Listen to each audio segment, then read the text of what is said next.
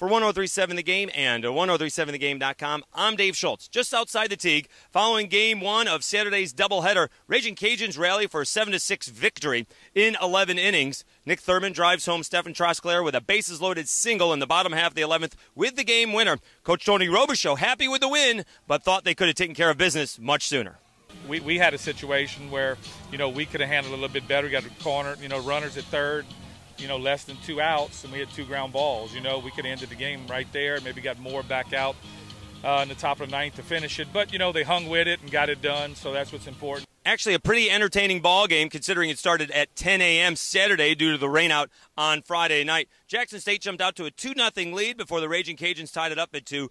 UL actually had a 5-2 lead before Jackson State tied it up and went ahead 6-5. Cajuns did tie it up in the 8th inning at 6-6 before heading to extras. In the ball game, Blake Trahan extends his hitting streak, tying a school record to 23 straight ball games. We'll head over to Lamson Park to check out on how the softball team is doing against Baylor. In the meantime, the Raging Cajuns do take Game 1 of the doubleheader against Jackson State 7-6 in 11 innings. For 103.7 The Game and 103.7thegame.com, I'm Dave Schultz.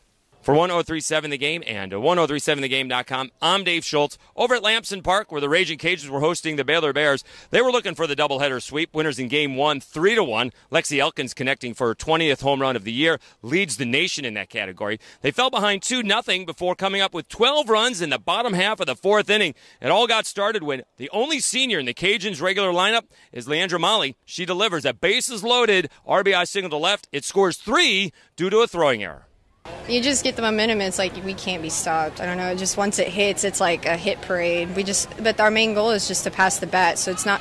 Nobody's going up there saying they want to get like the big hit. They're just going up there and trying to pass the bat to the next person.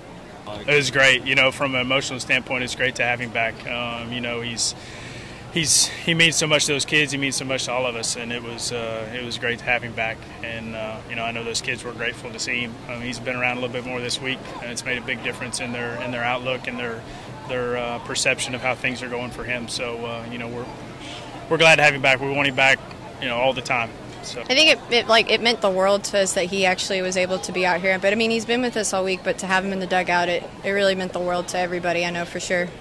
4 different Cajuns scored at least 2 runs in that 12-run 4th inning. But maybe more importantly, the pitching is coming together. Jordan Wallace pitched well, Christina Hamilton pitched well, and so did Alex Stewart.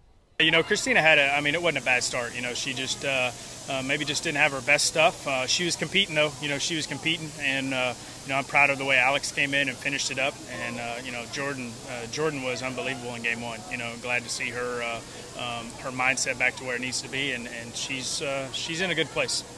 Raging Cajuns wrap up the home portion of their 2015 schedule with a midweek game against the Houston Cougars. Once again, your final scores from Lamson Park in Lafayette, Louisiana. The Raging Cajuns sweep the nationally ranked Baylor Bears 3-1 in game number 1 and are up for 12 runs in the 4th to win game number 2, 12-2. For 103.7 The Game and 103.7thegame.com, I'm Dave Schultz.